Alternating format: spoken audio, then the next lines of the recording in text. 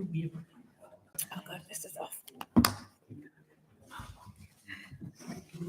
I just brushed my teeth and just to make it taste good. This is flavor.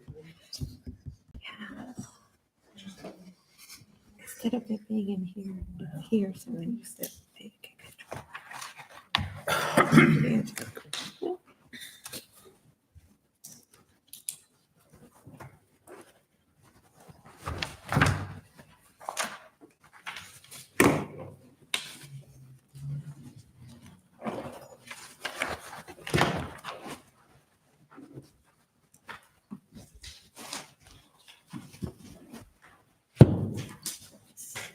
All right, it's 6 o'clock, so I'm going to call the board meeting to order. And if everyone could please join me in the Pledge of Allegiance. I pledge allegiance to the flag of the United States of America and to the republic for which it stands, one nation, under God, indivisible, with liberty and justice for all. Okay, I'll go ahead and roll call. Here. Mike Griffin. Here. Larry Diamond. Here. Samantha Baggy. Here. Ruby Ramirez. Here. Scott Burger. Here. Thanks everyone for being here tonight. Approval of agenda. We do have a couple of changes. We need to move Ms. Love up, so she will present just after this. And then we need to add a time for our student rep to introduce herself, Diamond Stevens. So with those additions to the agenda, is there a motion to approve the consent agenda? So moved. Is there a second? Second. All right, any further discussion? Hearing none, we'll move into a vote. Larry? Aye. Scott? Aye. Ruby? Hi. Mike? Aye. For myself, motion passes. Okay, so we will move straight into Ms. Love's presentation on special programs. Alrighty. So I'm here to give the spring annual special education report. Giving you some numbers. Last year I was here and I told you that we increased our SPED number, or our students who have IEPs, by 50 students. This year we did pretty much about 25 students. So we are continuing to grow. Right now we have a total of 177 students in the special education department. As you can see, their breakdown of the numbers right now. After I sent this report, I actually got 2 more pre-K. So now we are up to 5 out of those 12. So we have 5 new incoming kindergartners that will have meetings on them the first week of May to transition their or what they call individual family service plan to a individual education plan.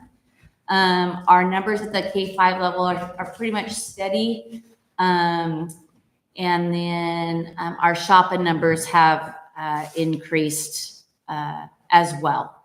And they seem to be the growing number that a lot of families are accessing the SHOPA. We have 13 outside placements, up from 11 from last year, and I'll have a little bit more information about a couple of those placements. As you can see, Child Find is when a student services team, which includes teachers, parents, specialists, whether it's a reading specialist or a student manager or a speech and language pathologist specialist, they feel that the students aren't making the needed growth that they need to, and they want to find out more information. And so students are referred to the special education department, or special education or student services, which is right now is me. And I look through all the information to see if appropriate interventions have been put into place, how long they've been put into place, what else the teacher is doing to help support the student. And then we meet to decide if we should continue doing what we're doing because there is some growth, or if they need to be referred to a special education evaluation. Out of those 16, all of them are being referred to the special education department, and that's included in that 177 numbers. There's a couple of them the two at Sheridan High School are actually move-in students, and they moved to us from California, but California couldn't produce any of their special education records. So we have to start over again with their a full evaluation for them. So and I put up their last year's numbers just as a reference. Staffing, because of the increase in the student numbers, we've had to increase our staffing.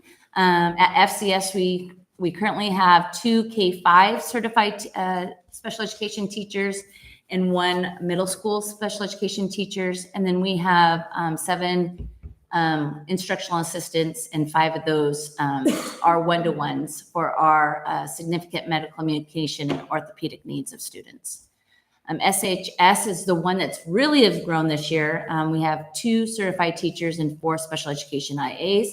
And I can truly say we are certified-wise fully staffed at this point in time. And we are one IA short. So that is a long, hard battle that we have been for the last 3 years. SHAPA, we've increased there. They now have 2 certified teachers and 2 part-time instructional assistants.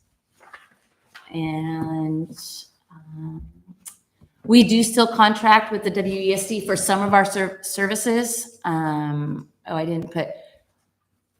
missed one. We do have a 0.6 autism specialist, 2 full-time speech department. So one is a speech and language pathologist, and she is actually contracted for the WSD, and she's in Minnesota.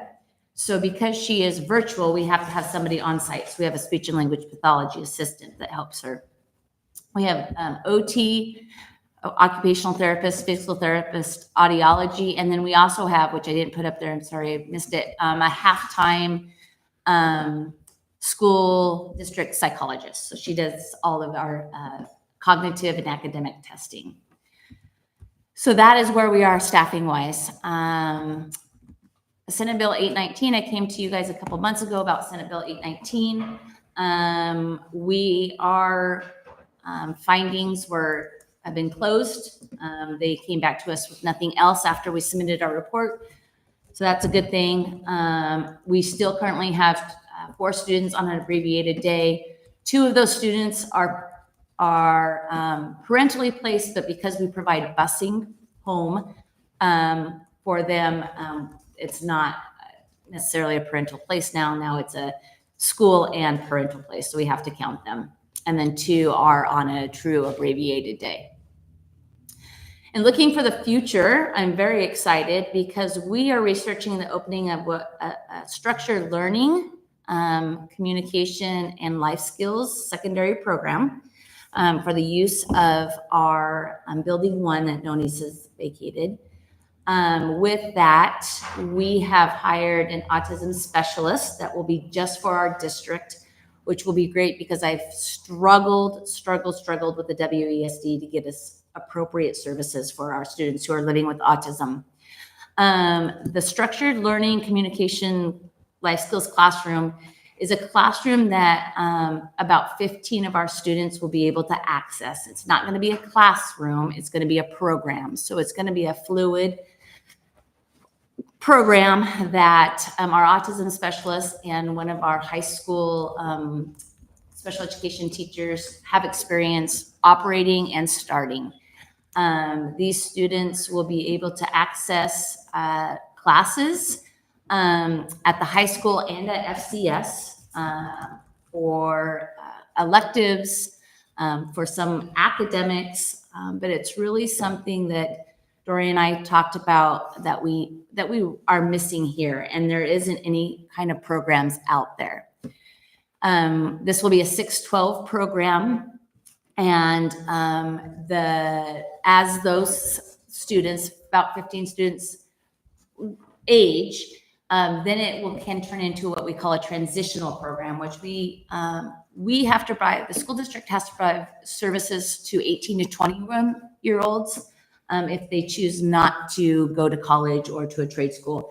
So we still have to provide those services for those, and we don't have a program like that at all.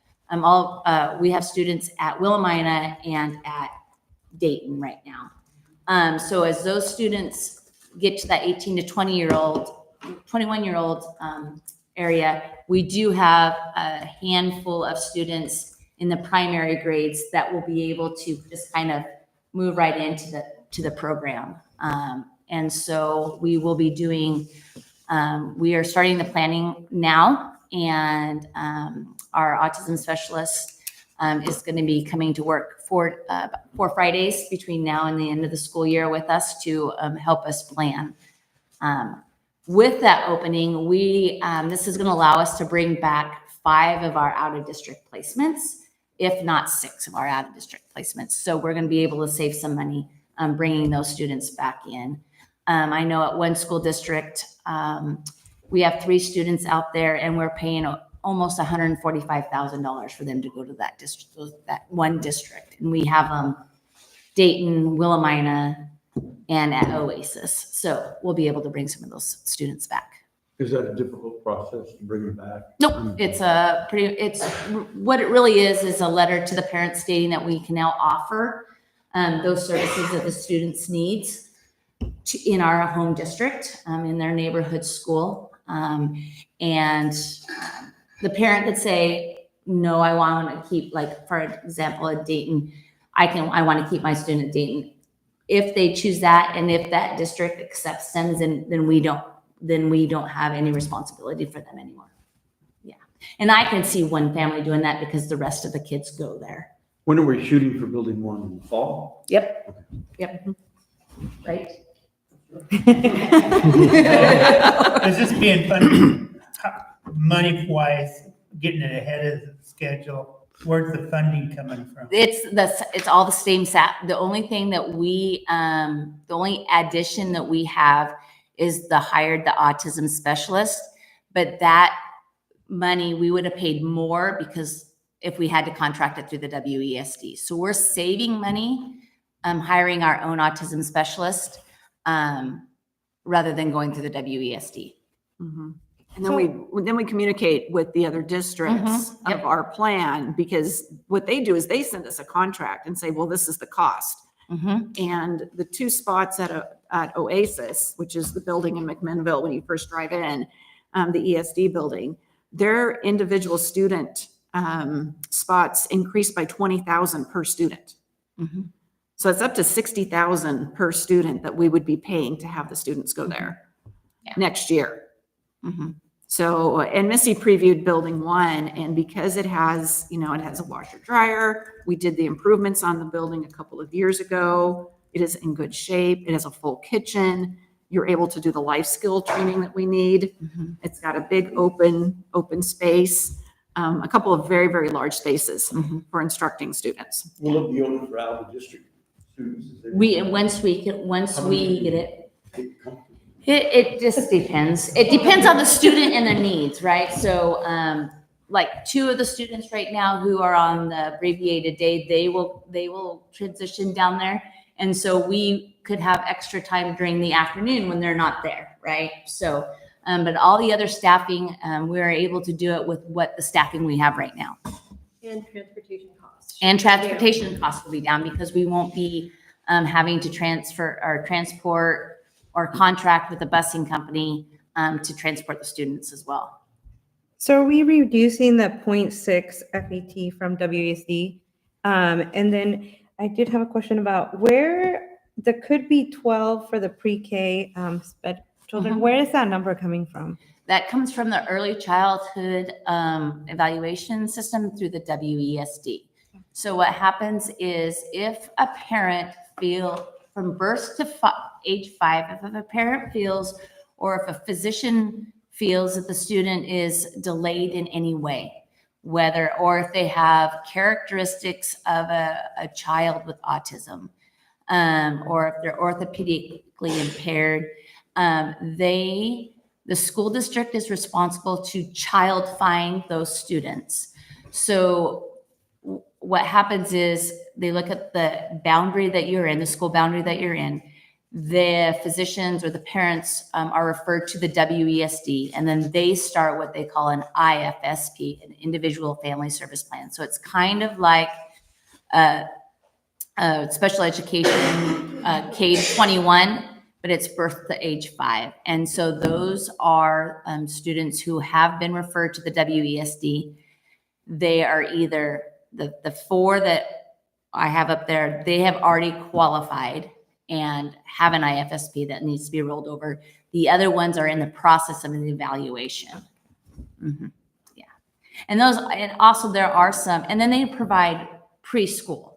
So anybody that is qualified 3 to 5, then the WSD also provides a developmental preschool, and that's at the same building as the Oasis School. And so that's, or Head Start, or they can go to Head Start too. But yeah. Any other questions?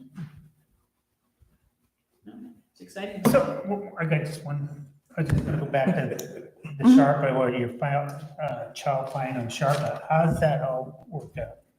When So when you're going to have them at a online school? Most of those students with SHAPA is that they, there's 2 of them that are a parental request because of a medical diagnosis they have. And so if you have a medical diagnosis and it's impacting or having an adverse impact in your education, then they could qualify for what they call other health impairment, and that's an eligibility under the special education umbrella. So 2 of those are those students who the parents and they have a medical diagnosis that have been referred. The other 2 are students who have moved in, not moved in, I guess. They have transferred into the program and they were in the middle of an evaluation. And if they're in the middle of an evaluation, the incoming district has to then finish that evaluation.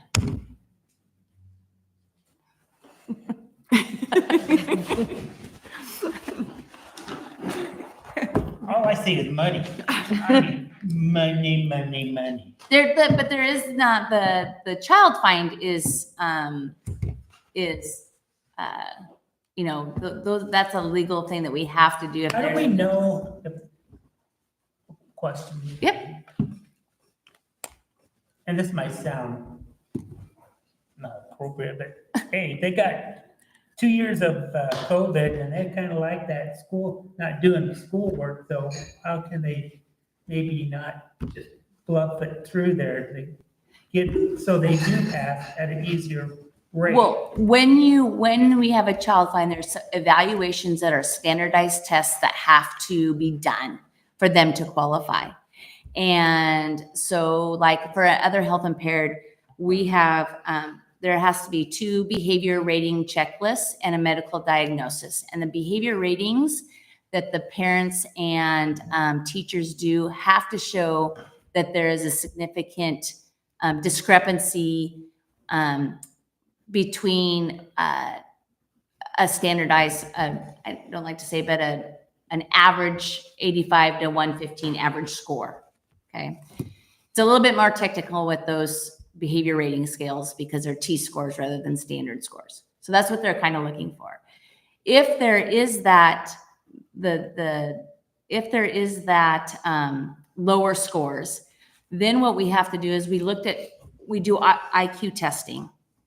And so then they have to show us, like for a specific learning disability, they have to show a pattern of strengths and weaknesses based upon their cognitive processes. So our short-term memory, our long-term memory, our processing speed, our auditory processing speed. And so, like I said, 85 to 115 is an average. So anything below 85 is a weakness. So they have to show that there's some weaknesses and that there's some strengths. And then if there is, then what we do is a standardized academic test. And that is a standardized based upon the grade level. And so if that shows that there are like 1 to 2 years below grade level, that tells us that their medical diagnosis, or they may have a specific learning disability, that shows us it's going to have an adverse impact on how they perform in the school system. So there are hoops or ways that you just can't say, I need an IEP or I need a special education evaluation. For me, I really look at, have there been interventions done, research-based interventions done to make sure that this is just not their attendance. We look at attendance. If they don't have good attendance, that's an automatic kick out of the evaluation process. We look at vision and we look at hearing. You know, if they don't have, maybe they're supposed to have glasses and they're not wearing their glasses, that's going to make it harder for them. And if they're making any kind of growth, because we all learn at different rates. If the data shows us that they're making any kind of growth, I'm going to kick it back to the teacher or kick it back to the student services team and says, what we're doing is working. It's just going to take them an extra time to get where they need to be. So they may not need to have special education services. So you go from the grade, so next year is going to come in, and then these are going to move up. So what you got in the 8th grade is going to go in the 9th grade. Yep. Which would be 5, and the 8th will be moving out. So really, if you look at that, the 5 are going to move up, and then the 2 are going to move out. So really, the high school is only going to get an extra 3 students right now. But what we've seen our trend is we are getting a lot of move-ins, or we're getting quite a few move-ins. So that these could skew the numbers. Like I just got one Monday that's not on here as a 6th grader. So we really have 7 now. Students who are being identified in other districts are moving in. And we legally have to continue the process. So a student can qualify. So every 3 years, we do a reevaluation. So an IEP, a student can be in special education for 3 years. And then that 3rd year mark, we have to do a reevaluation to see if they still continue to be eligible for special education or if they can exit it. And so then, but an IEP is done every year just to make sure that there's growth going. So how do we compare to other districts like that are similar size to us? Is this a normal number? Like, is this average? Are we? I haven't done the research. I will have to say, coming from the school district, my previous school district,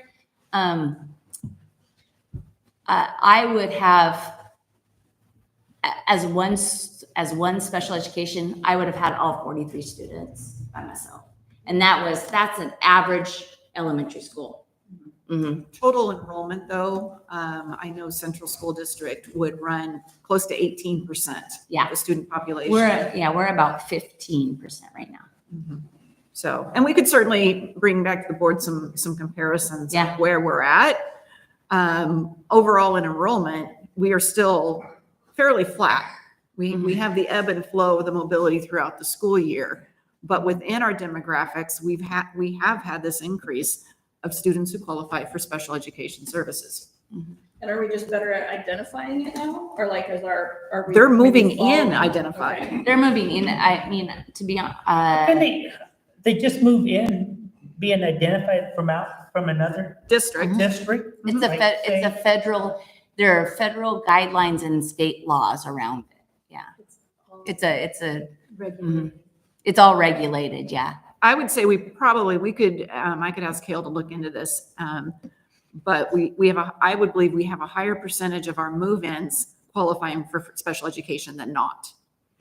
Because that is the population that continues to grow. That already been qualified. They've already been qualified. They've already been qualified and are moving in. Yeah, that I would say that. We have this year just with at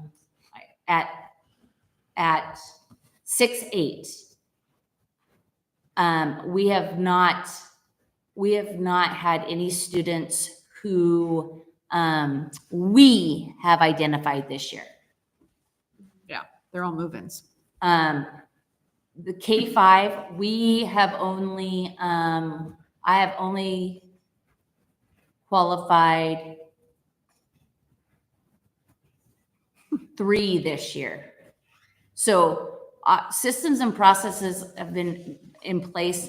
Most of them that are new to the special education department have been move-ins.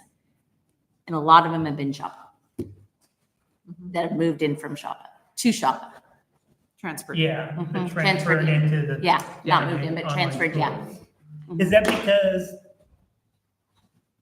as a school district, we're doing more for special ed than anybody else that would have an online school?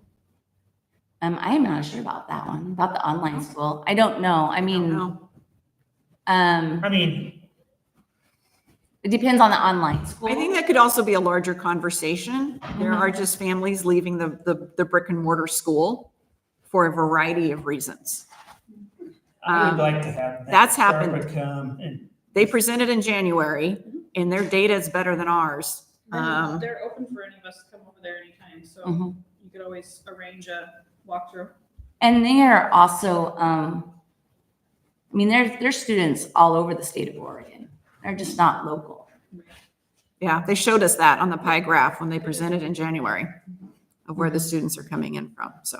But it is a trend across the state. I heard a superintendent on a Zoom meeting today that they are closing a school, and it is a district down near Eugene.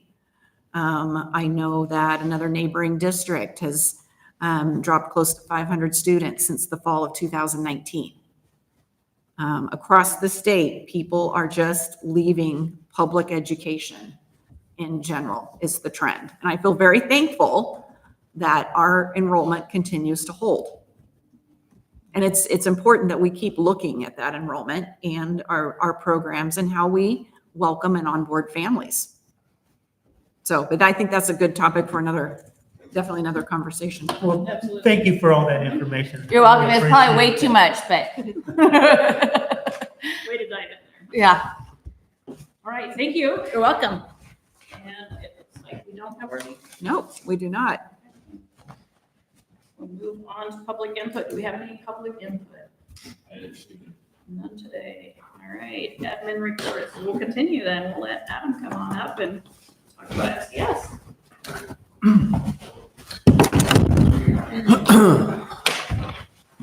All right. Hi, everybody. Let's see. So first off, I just started with academics. We're kind of in that in-between time of the year where all the winter testing's done. We look at the results, we set goals. We move into the back quarter, third of the year with instructing before we hit state testing, and kind of that mid to late April and month of May is a lot of the end of the year testing windows and our STAR assessments and stuff like that. I talked a little bit in there about the Studer survey and results rollout process, which we've been doing, which the boards participated in. But here just this last week, we did all our student and then parent caregiver survey results rollout with staff during the staff meeting, which went really well. We kind of did it in 2 halves because our group is so big as an FCS staff. So we're coming together, not this Friday because we'll be at conferences, but next Friday to do the prioritization exercise that you guys know about. And then from there, we'll walk away with some action items that we're going to keep working on. As you move down there, I just mentioned middle school track has started.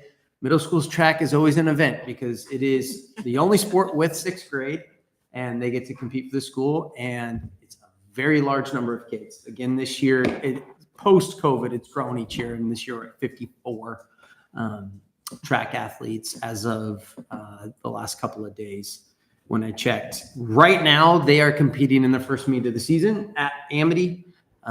That I haven't got a text, so I'm assuming everything's going well, and we're competing well. The track team should do very well. We have a new track coach who happens to also be the high school secretary, and high school secretary who's competed and coached track before at a high level, and it sounds like it's going really well. So excited about that. That's the last sport of the year, and that we will have one home track meet. That one home meet is the 6th grade districts, which I put on there is May 6th. It's here at the high school. It's a big event, and quite a few staff come down and volunteer their evening to work that track meet. We'd love to have anyone else join us that's available. Also, I just mentioned some of our club updates because those have been a pretty fun addition to Fridays. Last Friday, the cooking club finished up. They had their final competition.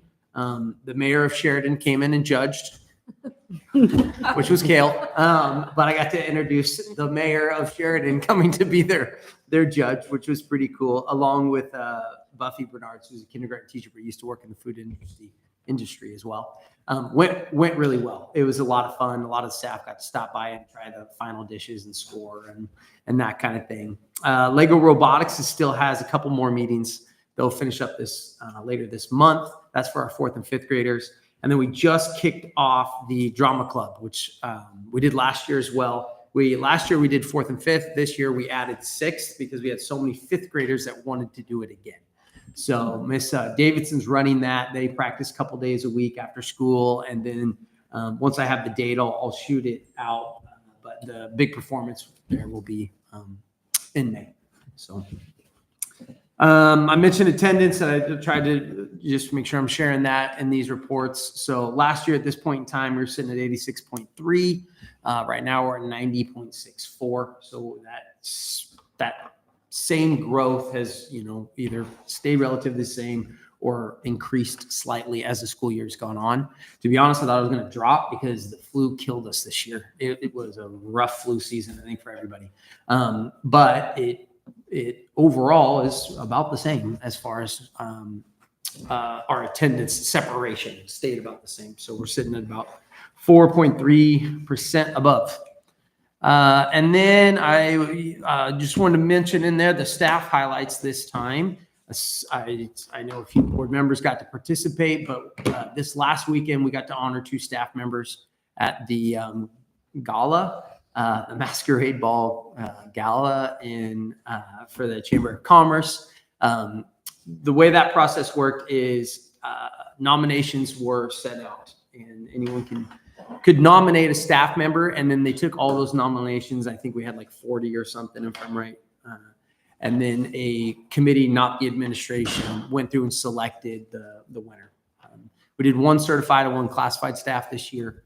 They both ended up coming from FCS. Kristen Monroe was selected as a 3rd grade teacher. She's been there for about 9 years. My last year in the classroom, I got to partner teach with Chris as her first year with us. Anyone who knows her, she's a fantastic human being. It is just the best way I can describe her. A huge heart, cares for her kids like you've never seen. It was really cool to watch her kind of be honored in that way, especially for someone who's very quiet and very reserved and sometimes can be an unsung hero. And then on the classified staff, Amanda Snook. I think most everybody in the community knows Amanda. We joke she's kind of the school mom because she's so connected to the community. And I thought that was perfectly fitting too. Amanda's worked at FCS for about the same exact length as me. We were hired about the same time. And she fills a student manager role, also a lot of community connection role. Same kind of thing. She has a heart the size you can't imagine, is very well loved by our community, our staff, and puts her heart into her job. So it was really fun to get to watch them.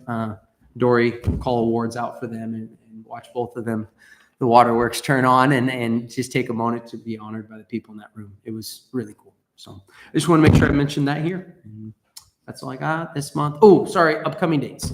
That's all I have this month. Conferences are the next 2 days, Thursday, Friday.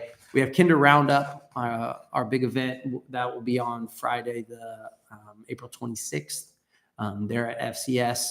We also have Friday Student Contact Day coming up at the end of May, which is the last of our 3 we had this year. And then some end of the year dates that we do have, 8th grade promotion and the last day of school are up there right now too. I think that's all I have, unless you have any questions for me. We're good. Okay, great. Thank you. Mhm. Okay, next up is facilities. John? So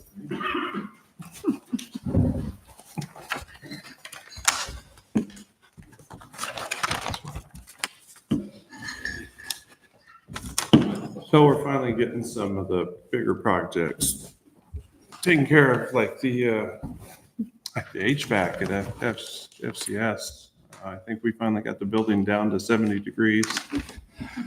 So they're still programming the server to communicate with all the older devices. And in the meantime, they've given me individual access to each IP address control to control each device. It's not user friendly, but it's letting us see what's wrong with each unit and where we can fix them.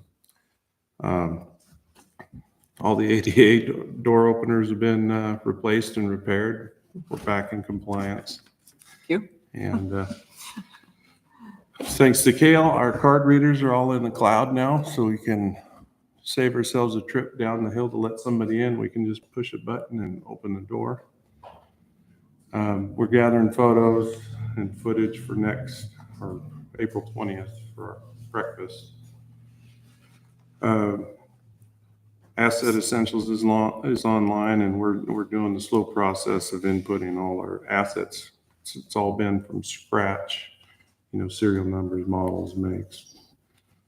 Cross training is still going on because we're going to have a couple out on medical leave this summer, so we're trying to get everybody on the same page. All our backflows and repairs are tested and complete. We're getting a new expansion tank for the boiler. They ordered the bladder back in October, and apparently they just can't get it anymore for that tank, so new tank it is. WTI is a sub for Trimco. They're working on engineering kind of a practical way that we can get up on the roof of the new gym, since Dan left it out. And so they're trying to figure out whether it's a roof hatch or an anchored ladder would be best. But we've gotten rid of all the proprietary lock cylinders in the new gym. They've been all changed to Schlage. So I noticed something last summer that we were really, I wouldn't say wasting time, but spending a lot of time just blindly stripping all the wax off of all the floors. And so we got a new burnisher, and I've been having them buff the floors, bring a new shine, hardens the wax, even works on the 9-inch tiles in the high school. And it'll save us a lot of time and effort, money, and supplies. The fire alarm control panel's going in the old gym up at Faulkner right now. The guy's been really cool. He's been doing it a long time, and retrofitting an old building like that isn't easy. And he's just kept a smile on his face. Yeah, so back to the HVAC. For now, we're starting to see, the blown motors, the loose belts, the alarms that we haven't been able to see since last June. But we're chipping away. Larry's asleep. No. What's that? You awake? So I got a question. A couple months ago, we had the basketball coach come and speak with us, and they mentioned some tires and other things that were sticking out. Could you address that? Has it been addressed? Sure. They call them frog eyes, the little emergency lights around the gym, and they're targets. And For so basketballs and such? for or- kids, PE. And so Greg is pretty much on a rotation because they just stab back in. And they've got cages on them, but they're still targets. Okay.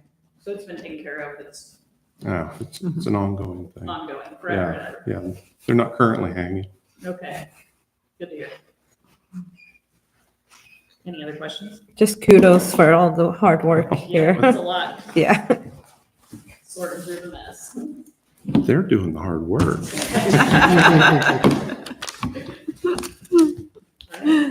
Thank you. Now we're on to our superintendent report. All right. Good evening. It's hard to believe we're into April. I'd like to welcome Bob Collins with OTAC and Trevor DeLuca with Bremick Construction to come on up. And I've invited them here just to talk to the board about where we're at with the Barbara Roberts project, and all of the pieces of the puzzle for when it comes to the building. So, floor is yours. Okay. I probably, any specific questions that might start the conversation? Anybody has? When do you tear down the building? It's a good question. We're waiting. We're in 50% construction documents from the architect, which is now we're in the last phase of design. And once we have that, it'll go in for permit, which will include the demolition permit. So we're hoping to demo the building in August, something like that. Funding is definitely still part of the question, but all the other aspects, as far as design and are moving along quite well. Now, when we tear the building down, they're gonna tear the foundation, everything out. Then you gotta bring in filter to raise it up 1.5 or 2 feet or Fill rock. fill rock, okay, rock, yeah. 3 feet of rock will be the actual, where the building will sit, but for a period of time, there's going to be 4 feet of rock on top of that to compress the soil. And that rock, the 4 feet of rock will be pulled off and used around the site for various, paving and other activities. So if we don't have no further plans for this building yet, because we don't have the money to build a new one, why tear it down? There's a couple of reasons I can get into. So when we surcharge the site with the extra 4 feet of rock, as Bob mentioned, we have to leave it there for a period of time. Which I understand. Which it could be 9 weeks, it could be 12 weeks, but honestly, the longer it sits there, the better. What we're trying to mitigate for is settlement after the building's built. The geotechnical engineer thinks it could settle 2 to 3 inches if we don't do this process. So the sooner we get on it, the better. So it'll take us about 2.5 months to demo the building and then surcharge the site with the 7 feet of rock. But then it needs to sit there for maybe another 2.5 months or more. So we'd also be buying that time on the back end. If the building alone takes about 12 months to build from, shovel in the ground to doors opening, but that adds 5 months to that. So it'd be a 17-month schedule and a 5-month schedule. So when the money does come, we'd be able to open the building a lot sooner if we were to do this initial scope towards the end of the summer this year. Also beyond that, there's also the opportunity, if we demo it now, we can get into the soil and see what's in front of the building. We really don't know what's down there right now. We have some borings that tell us a little bit of the story, but we'd be able to get rid of some of that unknown aspects of the job that we have right now. So it'd be a lot more cost certainty going into the actual overall job. And I can understand that, but it just seems like to me, if we don't have at least half the money to start this building, and we tore it down, and it's just sitting out there vacant, then what do we do? It's a fair question. I mean, honestly, at least we could be doing something with it, like having some activities in it, if that has to be at that point. But it just seems like it'd be nice to have at least half the pot or something there to get this project rolling, instead of just waiting for the money to roll in, wherever it comes from. Yeah, the only real constraint on our side is we wouldn't want to be doing the project in the middle of winter. So if we don't do it in fall or late summer, we push to late spring to do that work. But again, it's money driven, obviously, but we wouldn't want to start that in the summer. And I'll say that. I see that whole aspect, what you're saying. It's just that it just gone. I wish we did. It would be nice if the money was there. Agreed. Right. Find Or that guy even from half the Portland. money, yeah. Find the guy that won the lottery in Portland. Yeah. Yeah, We'll find him. It wasn't he's got like extra us. money. And I think that's what I'm looking for from the board, of what questions do you have for them related to when we demo the building? What are those parameters? You mentioned half the money in. If it's about, or correct me if I'm wrong, about 14 million for phase one, roughly. So if we say when we get 7 million, it's, that's when we're going to move forward. I've been incredibly disappointed that we have not received money from the state legislature the last 2 sessions. I think we've done a lot of work. I've gone in to testify. We've met with people. The best bet right now we have of funding is that we are submitting a request for 2.5 million with Congresswoman Salinas for the federal dollars of the community projects. It's due this Friday. And then we're submitting for 2.5 million with Merkley and Wyden. So what did Salinas do she had her money distributed out? No, the What was grant, that? the process, the proposal process, that window opened and it closes this Friday. Oh, so it hasn't even been Yeah. applied yet. No, I thought it was already in the process. I'm going, you didn't get no money on No. this. I mean, she gave all this other money away to other No, people. it- You didn't yes. get nothing. I went to her open house and her recommendation when I met with her in Salem was to request and the room was filled with organizations wanting money, but not to request more than 3 million. 3 million is doable. We landed on 2.5, but she also recommended that we submit on both sides of the federal government. Right. So that's what we're doing. Thanks to the fact that under Merkley and Wyden, we were able to get 500,000, we are already in the system. Our project is already in the system with them to get the 2.5 million. So that is a really good thing. It increases our chances. And Salinas coming and visiting, and that also helped. That's our best bet right now. Unfortunately, we were planning to apply for the RISE grant, and the federal government announced just days before it was due that they were not going to fund it. So this is definitely taking longer, but this is the conversation that I wanted us to have on when do we demo the building? And it could be fall or spring. I mean, Trevor and I, we've talked about that timeline of pushing it back to spring of 25. And by that time, we would know more about the federal government and we would at least maybe have some idea where we are with the state legislature. Could we look at it too as like a timeline that you could put together saying we've applied for this is when we would know if we're going to get it and how much it is, and then we've applied for this and just keep on going so we can kind of visually see like where that would land. I think that might help us to know like are we even potentially hitting that 50% mark by the time we're talking about 10 point. If we're not, then we need to bump it out. And just know what we're going for. And how does bumping it affect the money that we already have, right? 'Cause if we have reporting requirements and that kind of stuff, like, What was that? The money that we have? yeah, like the 1.4. million, the Oh. 500,000, how does us pushing this project back affect the reporting and the things that we have to report That back? could be excuse me. Isn't that $1.4 million we got back from the county? It's paying for all the Yes. preliminary. Yes. So That- now we have the Hampton Lumber donation of 1 million. Correct. To move us forward. I get what Ruby is saying. We have, interestingly enough, we've acquired the grants to buy things for the program when we're operational. We're going to be, truck driving simulators are going to arrive. These are complex, big pieces of equipment.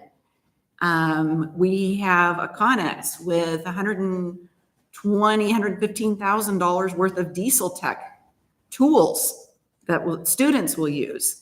We have a fire tower coming. We have all these things and we're in the midst of a solar grant, which is also on the agenda for tonight that I need to inform the board about for construction, and we don't have the building. So that bigger timeline is also on these things and those grant reporting. So Bob, I don't know if maybe that's something we can work together on. Sure.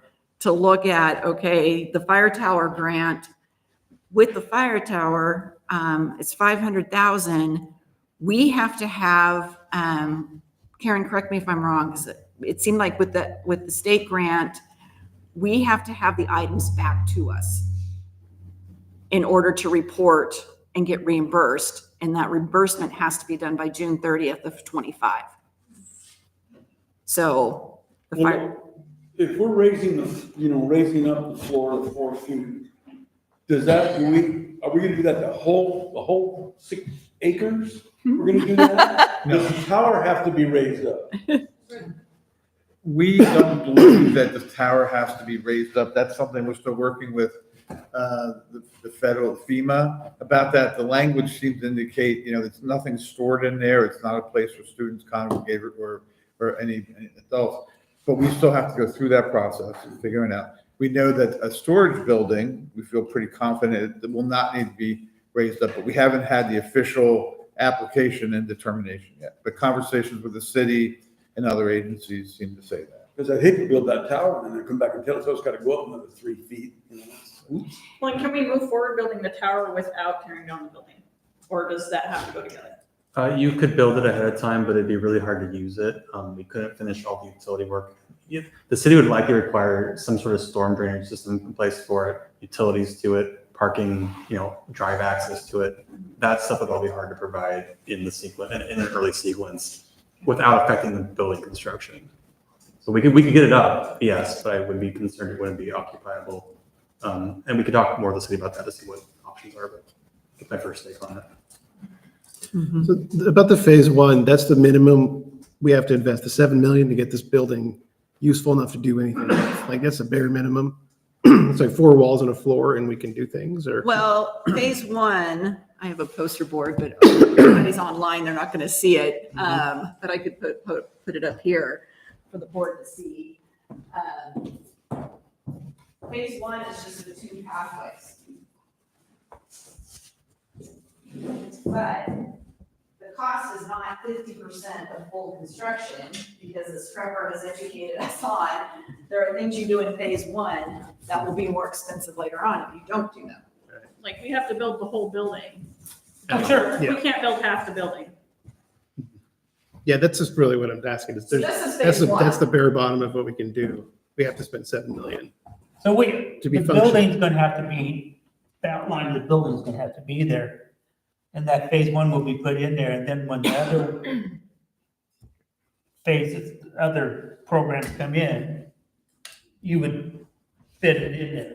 Make room for that, make the room for it, whatever it is. Well, basically that gray area is just one big open space will have the roof and the walls. And Right. then once the rest of the money comes in, you finish building all the walls. It's pre-programmed for the future phases though. So Okay.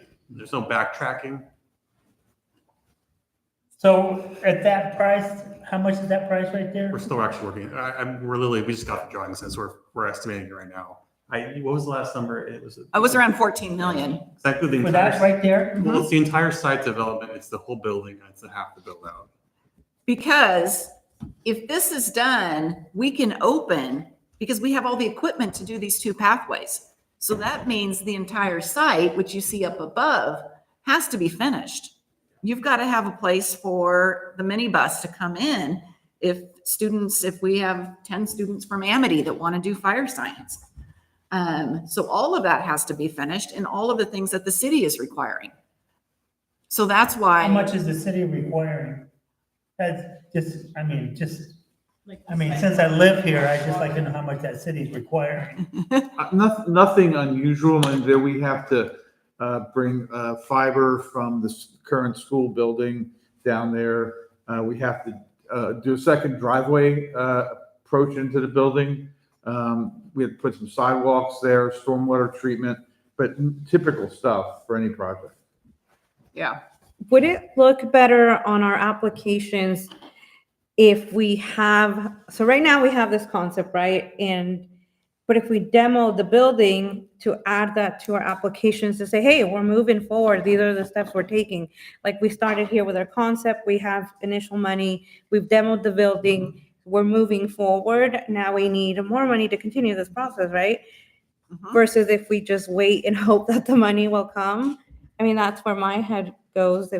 It shows we're active.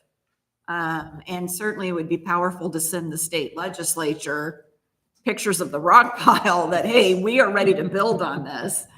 I did observe other people providing testimony at the state legislature who really talked about, look, we need this last bit to get going.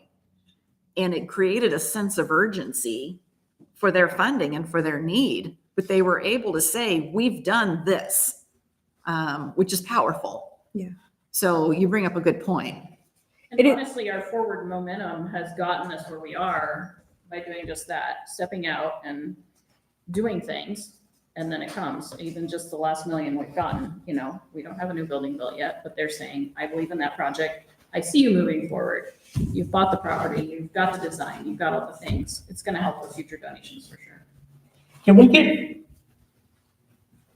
just a thought, for that diesel part, can we get any like sponsorship from like Cummings or whatever Yes. that would be, Yeah, we already that have help one. pay for that? Yep. We are working Yeah. on that already. So Abisha Stone is working with Bob and with Trevor on donated materials. And that is another piece of the puzzle we haven't mentioned, is that is huge if we can get some donated materials between a couple of different companies to bring in all that rock. Cascade Steel, we have a meeting with them tomorrow for donated materials. They talked about like lab coats and hard hats and boots for the kids and all the different Well, supply stuff. And the rebar. Yep, the rebar. There's Are we so trading many the things. building for that? Yeah. Well, we are gonna get paid for the scrap metal too. They're gonna bring out, We get a rebar. so. I know that Park Rose up in Portland, when they built their new football field, they had the National Guard, their engineers came in and helped them build that football field. So why couldn't you have, I'm just saying, have like National Guard come in and do engineers and scrape that area, whatever they need to do, or dump it, or get rid of it, or whatever. Put the rock down. It's just a thought. Can I ask a question about, you mentioned did we buy equipment ready for the driving simulators? And like, we got the grant, did we actually, like, We have, Yes. have purchased the truck driving Here. simulators. Okay. Yeah. How many So- units is that? hang on, Larry, let me. Three of them. Go finish. Okay. Where's that going next year? Like, when are we gonna get it? And I'm asking this, Yeah. how it plays into the building that's already here. Is that a plan at all? Can we use that? Can we actually put simulators in and use them next year if we have a building? So one simulator will go in a trailer, and we have a bid from Forest River to build the trailer for us. That trailer came in at a bid of 30,000 less than our other bid. Correct me if I'm wrong. And so one would go on the trailer so that then we could take it to other career fairs and have it and promote.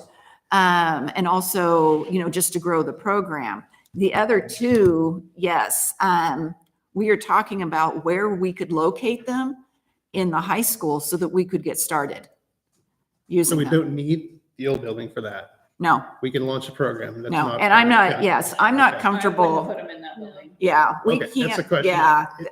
Is there anything worth saving the old building for that we can functionally use it for next year that we would do anything? We just hold random events. Besides That's random it. things, There's yeah. nothing else. Okay. Yeah. And the random events make me nervous because every once in a while, there's a big old spike that sticks up and I'm just afraid somebody's gonna get Oh, hurt. sure, yeah. You know, it's In the a, winter, it's dripping on us. yes, Okay. it is. In fact, I have just moved our events to the high school cafeteria and not to be down there. And every time we have an event down there, we end up, you know, having to have a bunch of volunteers to do cleanup. And they just up and left it. So Okay. it's really difficult to use. So it's not really a useful thing in any means next year. I mean, besides like little events. It's big storing events or- Rotary things. stores their concession stand in there. We have some lockers that we purchased Mhm. very, very inexpensively from a company in Salem. Those are stored there. We can move those to the That's, playground. yeah, that's about it. Okay, okay. Let's have one more question. Do we know what the total cost of demolition is?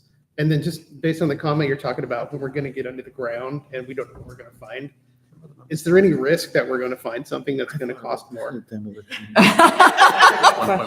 Well, They're the experts. I was thinking It's it. just like a cultural thing. Yeah. Well, that's why I want to ask these guys the question, because they're bringing it up. Yep. Maybe Um, we'll strike wood. To answer your question, the demo plus the surcharging is about 1.1. Demo itself is under 200,000. It's mostly in the rock, actually. Sure, okay, that's reference. So I guess the second part I was asking is, you mentioned we don't know what we're gonna find under there. Correct. Is there any guesstimate of the risk? Like if we find something that's gonna be $2 million, once we start, we have to pay more to demo the building. I mean, we already know there's a septic tank that's supposedly decommissioned on the site, so we'd want to check in on that for one. Mhm. I don't think there's a huge amount of risk there, but it's just one of those things you don't know until you start scraping off that top layer of soil and seeing what's under there. We've done a bunch of borings though, so it's. We have done some borings. We also did 2 environmental site assessments, so we know that there's a minimal amount of hydrocarbons left in a pile of dirt, but otherwise there's no issues. We knew that before the district even bought the building. Okay. Yeah, so we don't believe there's going to be much issue under the building, but.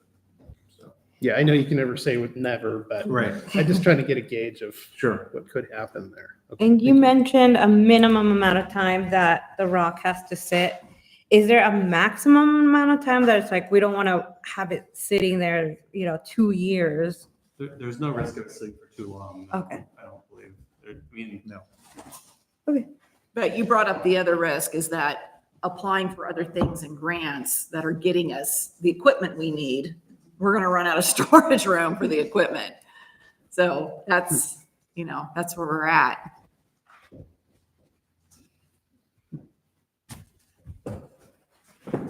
Any other questions? So just having like all that rock there, is that gonna be like an attractive nuisance or whatever that's called? So here's how we'll handle it. So we'll need to cover it. We'll need to implement erosion control measures anyways, because it's construction at that point. Our plan would be to wrap the whole thing in black plastic with like sandbags on it to keep it down. But you're right, it is a 7-foot tall pile. That's about 40,000 square feet at the end of the day. But the fence will remain, that's already there. We've talked about adding a secondary fence around the pile itself if needed. So there's options there to I guess, limit the availability of the pile to others.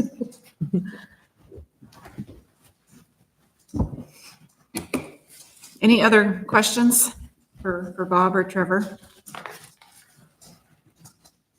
All right. Well, thank Okay. you. We will get the building built. Eventually. Yes. Thank you all. Thank you. Okay, so back to my report here. Just an update on the solar construction grant. That is something that we are currently working on. And it is $1 million grant through the Oregon Department of Energy. Because it is $1 million, I am going to be presenting it to the board for approval to submit. And I've notified Bob and the OTEC team that we would need a good draft well before, what we're going to have to do is I'm going to ask that we have a short special board meeting on May 1st, which is a board work session, that I can present the solar construction grant for approval. And then the other item for that event as well is that we will need to do a resolution so that we can spend the Hampton Lumber $1 million. And those are 2 items that cannot wait until our May board meeting. The solar construction grant is due May 10th. And it's just about finished. There's a couple of pieces that I need to do in that we are going through and updating our partner documents, but we're able to use some of the documents that we submitted with our first grant, which was $100,000 for planning for the solar.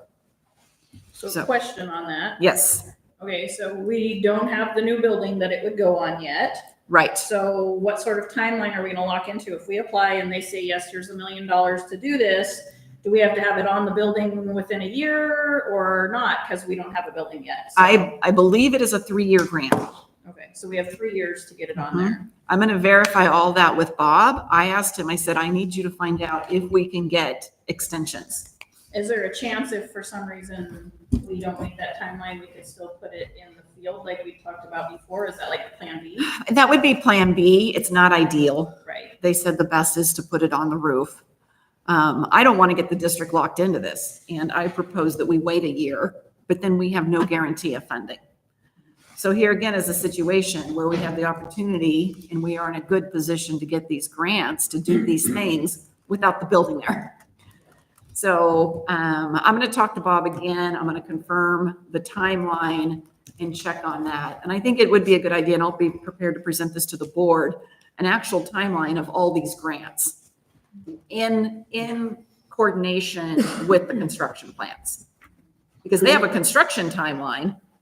Could we also find out how much, on the solar panels, is that gonna be the entire roof will have solar panels? It'll be on the south Okay.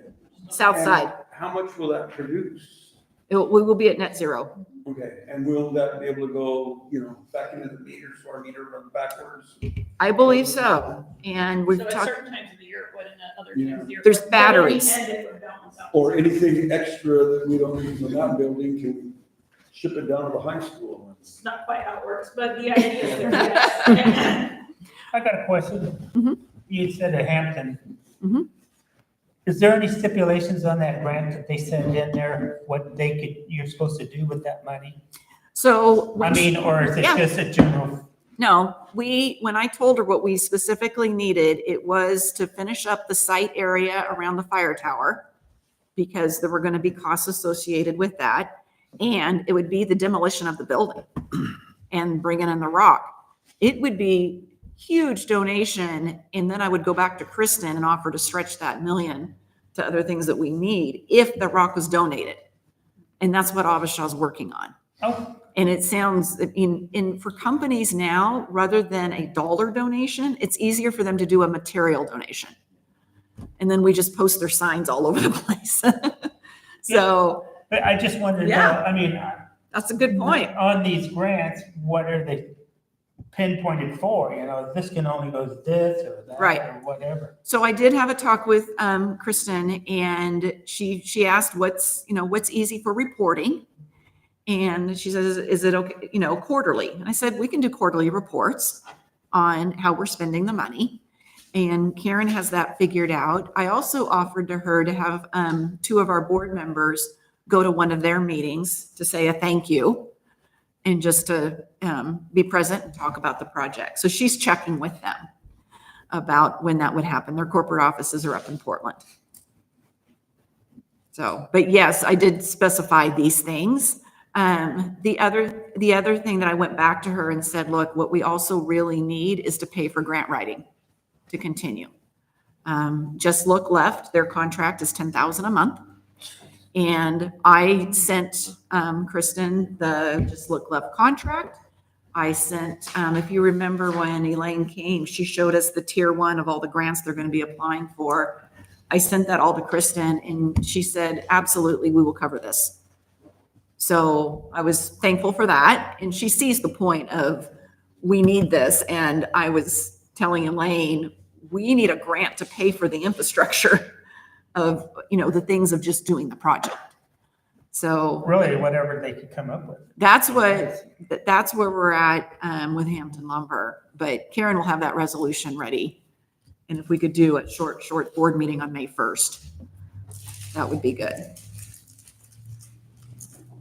Oh, and I forgot, I did have this slide here. Okay, so now we're talking about, Larry, you had asked last month about our 1.4 million and where did that money go? What did we do?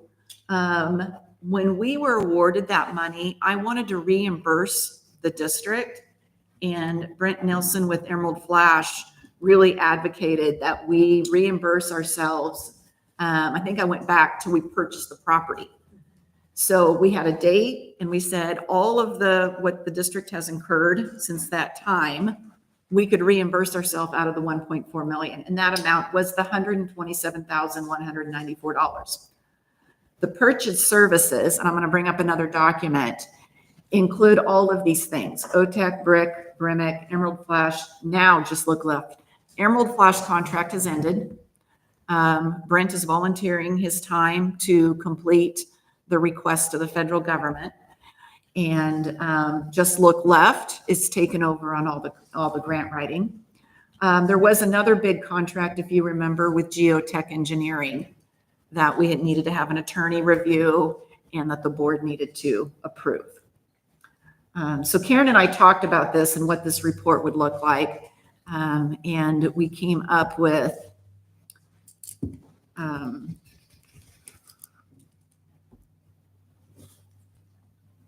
as a start for you to be able to see the 1.4 million. So Karen, if you want to talk through this, we did this, we worked on this together to be able to show the board.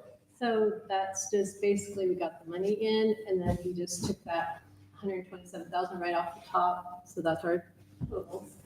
And then of course it's sitting in the bank, so we get interest on investments. And then we got $5,000, let's see. We got, I think, $2,000 from the Ed Foundation. We got like $1,000 from Oregon,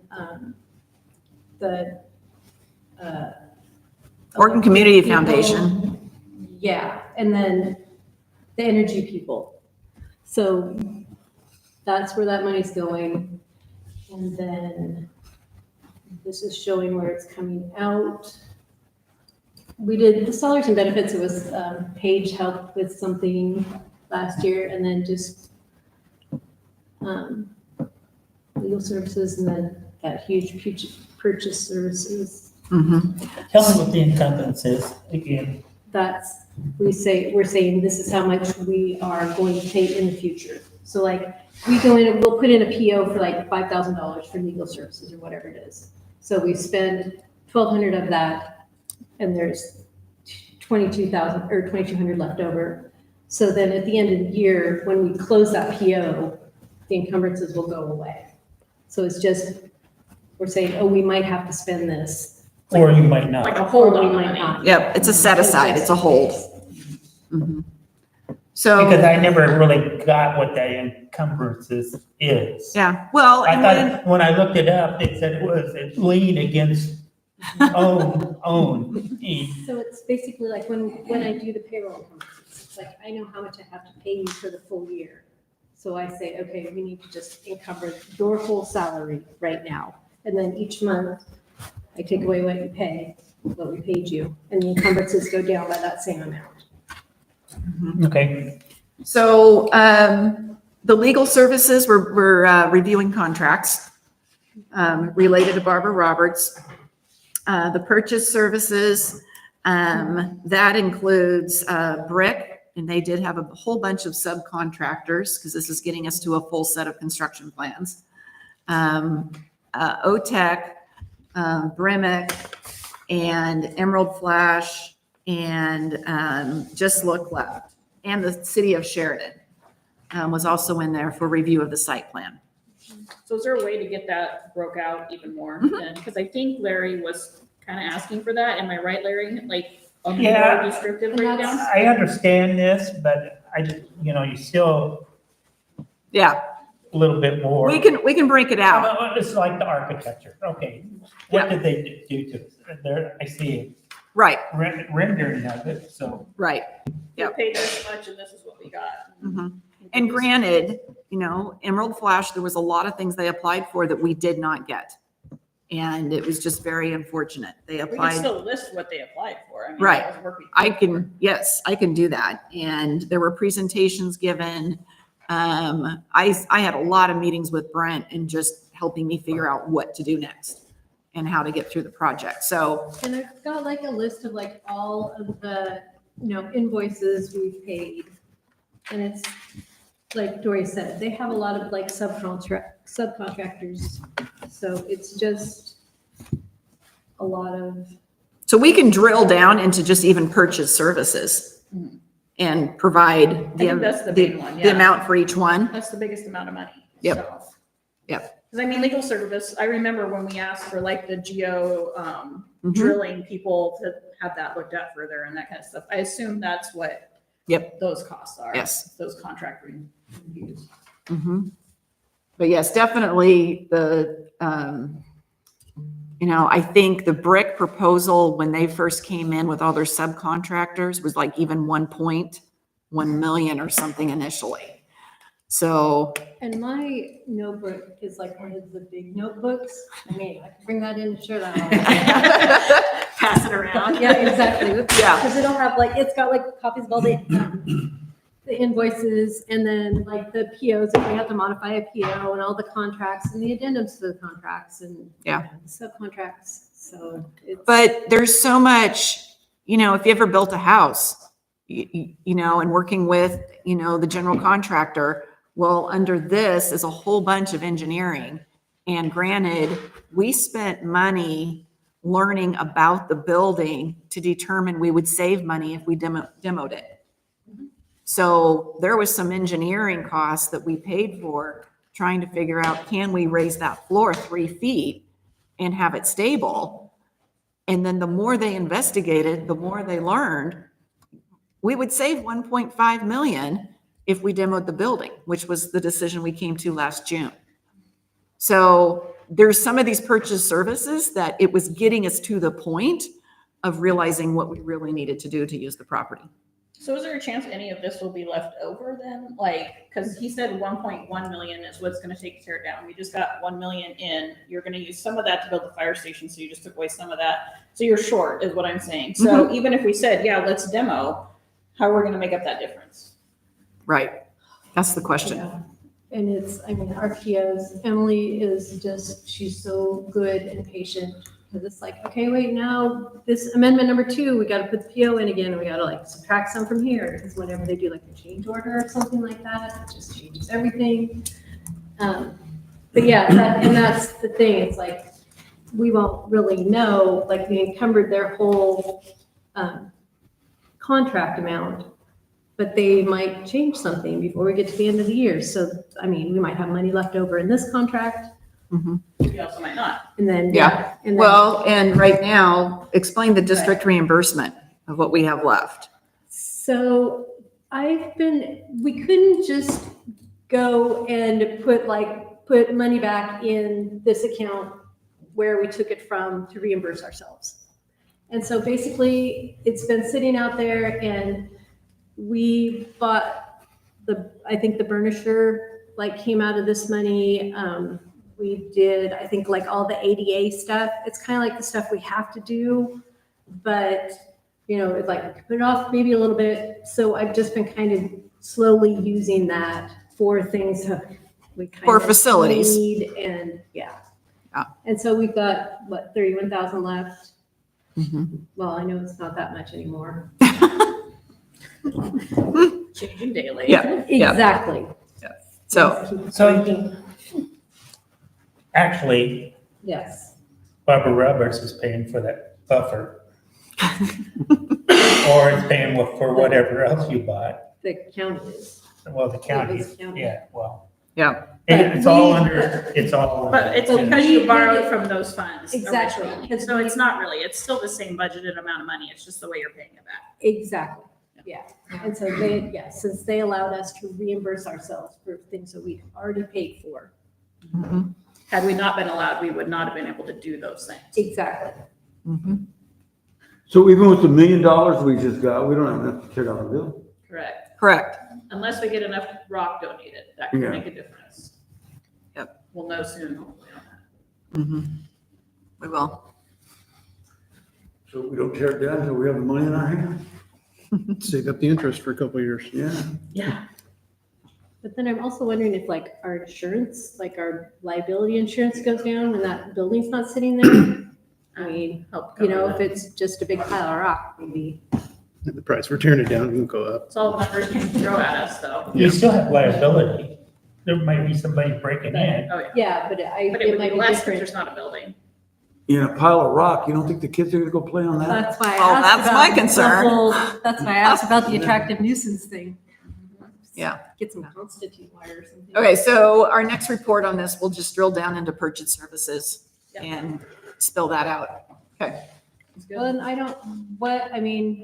so do you want to know, we paid this much in civil? I think the person, we'll go into the big buckets. Okay, how much have we paid Emerald Flash? How much did we pay OTEC? Well, I've got that. And right, so we'll And just then do that what next time. services did they provide for that? Yeah, so we'll do that next time. Okay. So we condensed the buckets to show these areas, just to get started on this. And then once we have this set up, we can do ongoing reports to the board. In the same report that we give you for Hampton, we will turn around and send to them. Because we'll do the same thing with the list of what we do with the 1 million from Right. Hampton. So, And I think that would be appropriate, and they probably Yeah, Well, you've given us that information. yeah. They've asked for a fiscal report, so we will be doing that. Okay, moving on. I have never had so many people ask me questions about a state grant than I have the summer learning grant. I was surprised that we did not get funded. Our ranking on the list by the Oregon Department of Ed and their formula is number 100. And I contacted them. I just got a reply today. And basically, it was a formula that used all of the student counts that a district has in what I have in the box. And they're referring to that as focal groups of students. And then the more students you have in those focal groups with their formula, the higher on the rating you're going to get. What I don't understand, and this is, I'm still learning this because this is very different. This was put into play through the state legislature and how they wrote the rules. So ODE is just following the rules. It's to focus on certain groups of students. So 72 districts and charter schools are eligible to apply. And you see the number one district there. The minimum a district could get was 20,000. And then I think it goes up to as much as 1.2 million, or maybe more than that. But for example, I just gave you a few of the numbers there. Willamina School District was rated number 38. Falls City, number 47. I had a brief conversation with the superintendent, and he said, I'm not sure how we're going to spend 40,000. I said, well, you're going to send a bus and you're going to come pick up our students. and he's like, he got a lit up on that. It's like, hey, we'll help you out. We'll help you spend that money. And I think talking to other superintendents, people were surprised how this came about and what the formula was and the outcome. At the same time, this is coming out very, very late. So part of me is relieved because it is a lot of planning and work to secure staffing, to get kids registered, to plan for the programs. I've managed summer programs before. Mr. Delotti's managed summer programs. It is a lot of work. And they have very, very strict reporting requirements that I think have to be done by the end of October. So there's a lot of strings attached if you are getting this money. And I mean, I'm looking at Woodburn and how they're going to spend $1.1 million this summer right now to start planning for their summer programs. So it's a very, very different grant than the state's ever done before. I've had lots of people ask me, and this is basically what I'm explaining. Well, I looked into this, and that Suntech School District, it's in Harney County, has 2 students. 2. And they got $20,000. They got $20,000. I don't know what it's all about. I don't know if it's special needs or whatever it is, but it's 2 students in the whole school. Okay. I don't know. Yeah, like I said, this is I mean, very I'm different. just going, wow. I have not. So if those 2 students ended up on that list anywhere, then that's why they would be easily. Oh, yeah. Yeah. Makes sense. Okay. And then I just wanted to remind the board about some events coming up. We have our April 20th community breakfast and the community cleanup. Breakfast 8:30 to 10. We are going to be setting up at 8, if not 7:30. And community cleanup is 10 to 12. And then May 17th, our Barbara Roberts Career Tech spring dessert. And we'll be sending out the e-invites very soon on that. Liz Schrader has been helping with all of that as far as the graphic design and what we need to do. I have invited Dr. Jessica Howard, the president of Chemeketa, to come and do the welcome. And then I would like to do one of those big checks like we've done before of the Hampton lumber and have Kristen there to present it. So we'll have a short agenda, but we'll also just have a lot of information out about the project and get some elected officials there. So excited about that one. All right, and that's my report for tonight. Any other questions or comments?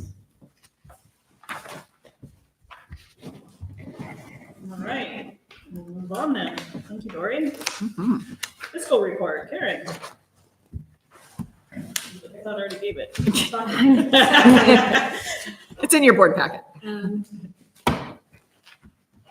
Same old, just kind of plugging along. We did our first payroll with everybody using electronic time cards. Everybody still did paper time card. We checked against it. This month, we're going all electronic. Employees are expected to enter their absences in ASOP, frontline, and then it's supposed to roll over, and then I should be able to just download extra time. We'll see how it goes. We set the first budget meeting for April 29th. So I will have that ready at least by the 26th, which is the Friday before, but I will try to get it done before then. No, I was just gonna ask, talk about budget meeting. Somebody stated that we had a new budget person. We It's do. on our agenda. It's on our agenda. Well, it's not the one I have, it's not. It's under action items. Oh, it's action items. Because we have an application. Oh. Okay. We will review that. And then we were gonna try and get contracts out before Kelsey left, but I decided in light of, we don't know what the budget's gonna look like, we probably shouldn't do contracts yet. And Kelsey's going out on Friday, is her last day. So struggle along without her. Let's see, the other thing that we found out is that the version of eFinance that I use for all my financing stuff, Power School will no longer support our version starting in November.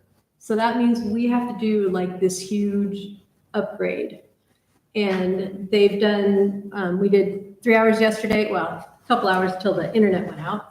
And then I did 3 hours a day on a Zoom call, just listening to like all the upgrades and stuff.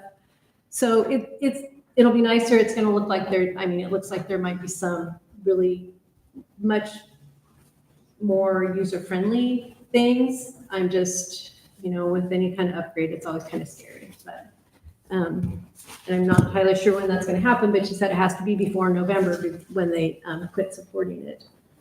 Got that to look forward to. And that's not all. Is there a cost increase to that? Of course there is. Like a huge How cost? much of it? I think it was like $1,200 or something. Oh, okay. Because anybody that the WESD supports has to get the same upgrade. So it was like spread out among a lot of us. Okay. Any other questions for Karen? All right, thanks, Karen. Next, we're going to ask Diamond Steele to come up to the microphone. She has applied to be the second student rep for the school board. And we would just like to give you a chance to tell us a little bit about you. Okay, well, my name is Steele. I'm a junior, and something I'm involved in at the school is FFA and the Sheridan new soccer team. Well, I applied to be it because I'm really, I'm involved with a lot of things at the school, so I think I'm a good voice for a lot of the students there. So, yeah. Does anybody here have any questions for Diamond?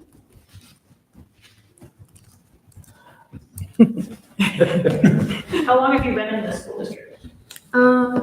Since 8th grade, because I moved here from California. Cool. What do you think you're gonna get out of wanting to be a student on the board? Well, experience, more knowledge. It's good for my college, for college. They'll see that I'm involved in school and things like that. Good. Are you involved with anything like leadership that you could take back? Like Well, things you hear I here, hope like make it a so, kind of a because two-way street? I want to be a lawyer, so. Yeah, I mean, like take back to the school, like the presentation, hey, this is what the board's doing. You mentioned Whatever FFA, participation and then we year. probably get you to have time with Mr. Tripp in the leadership class. Something like that. Or if you're interested in leadership for next year. Maybe. Yeah, depending on your schedule for next year as well. Yeah. But basically asking, how are you going to be able to talk to other students? I mean, would you have a release time that maybe you could visit leadership or AVID class or? Well, I'm in Like- Avid and I'm also Okay. in marketing, which I go like, I already do interviews for things like our broadcasts. So Okay. I already go out and I already ask a bunch of people different questions. That's So, great. So Excellent. we're hoping our student reps will represent Sheridan School District as a whole. How do you think you could represent like FCS, SHAPA, all the other areas as well?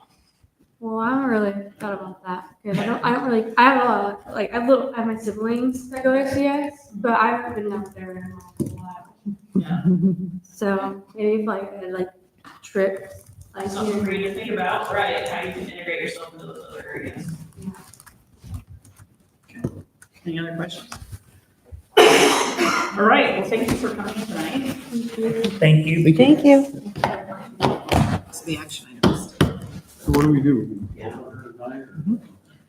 Yeah, and that's we're gonna move into our action items then.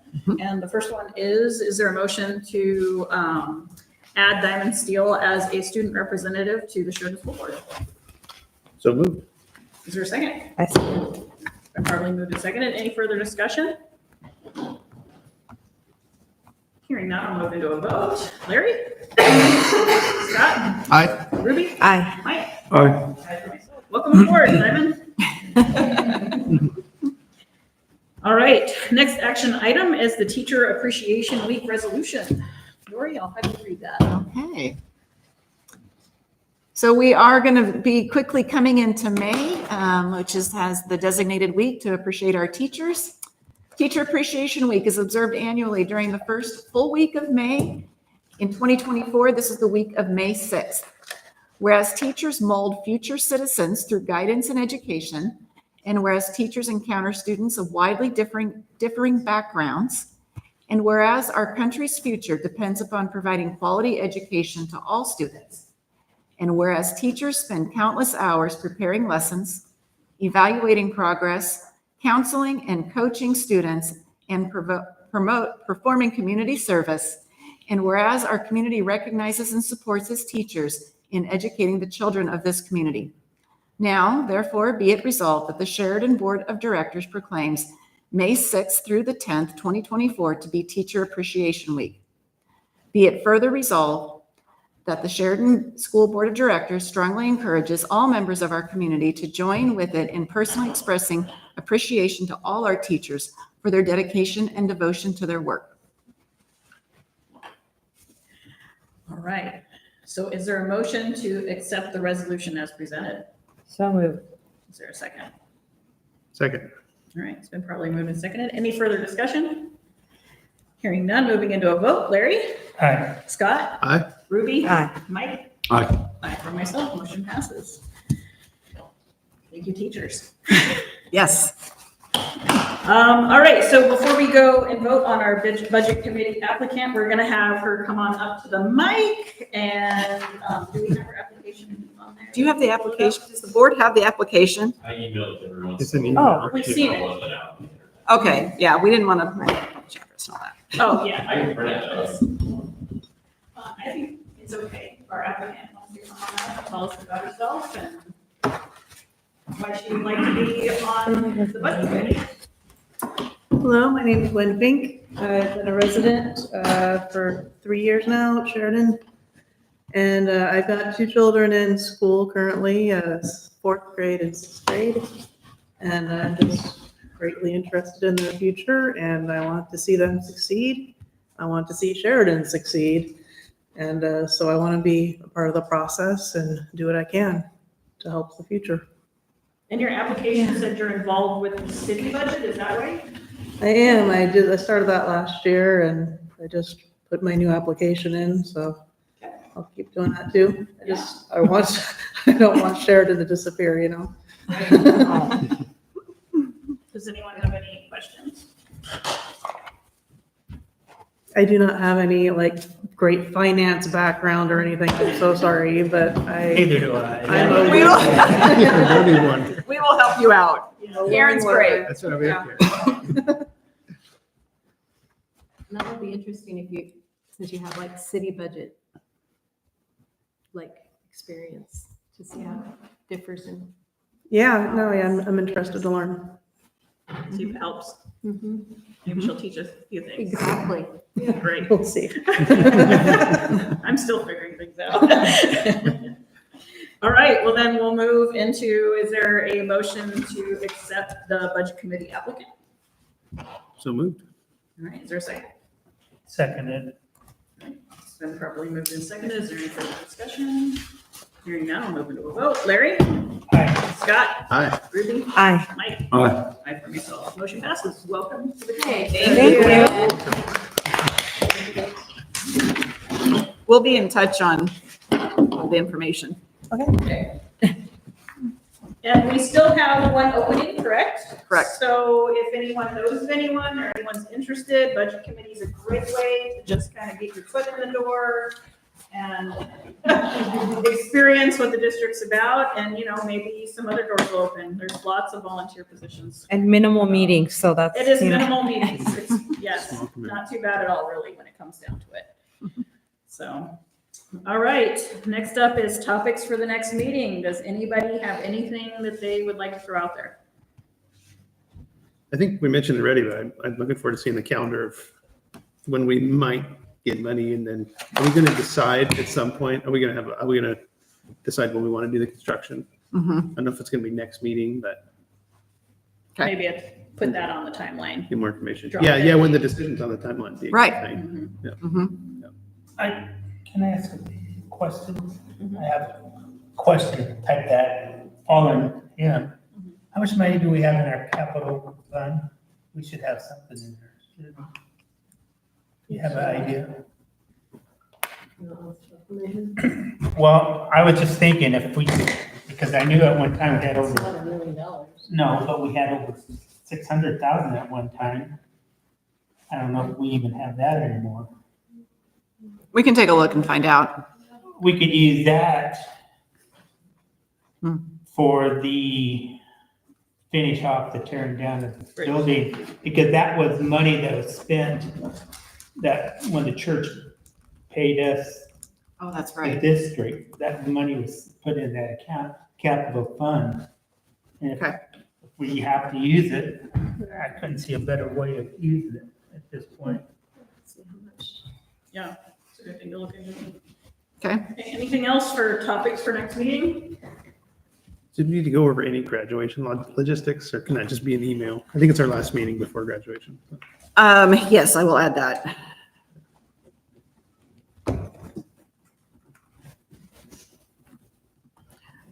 I did think of one other thing.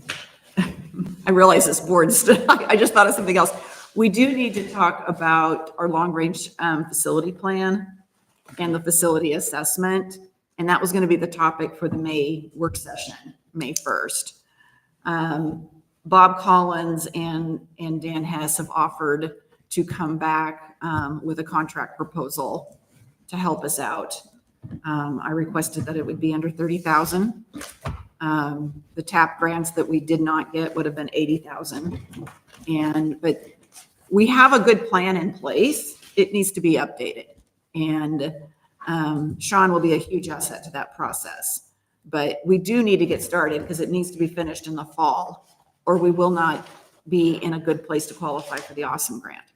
The long range plan that we had, when was the last time I updated? Because I think we did it way, It was 2019. yeah, and then. It was no one's done anything. It's supposed to be updated yearly update. Well, we've had meetings where we go through and we check what we've done. But it has not been officially updated like a population study. We haven't done that. So. It's kind of like it expires. So even And it though lasts we've been- 5 years. We've been updating it each year, like what we've done, it's still expired. Yeah. So that is on for May 1st. Okay. All right, any other topics? If you think of anything, you can always email us. Board comments? Any board comments today? Ruby, go ahead. Hello, I have, we met with the Ed Foundation today as a group, and so some of the things that came out of the meeting is they're going to hand out passes for the bounce house at Sheridan. Or is it hometown days? Hometown days, as a way to get, kiddos involved, and I think they're free passes, right? They can come and then maybe purchase more minutes. And then so far, there are no applications for the Ed Foundation enrichment grants, but Dory will send out reminders to teachers to apply. They still have some time, but so far none have come in. And then we are recruiting for board members for that group. So if you know anybody. How many board members are you seeking?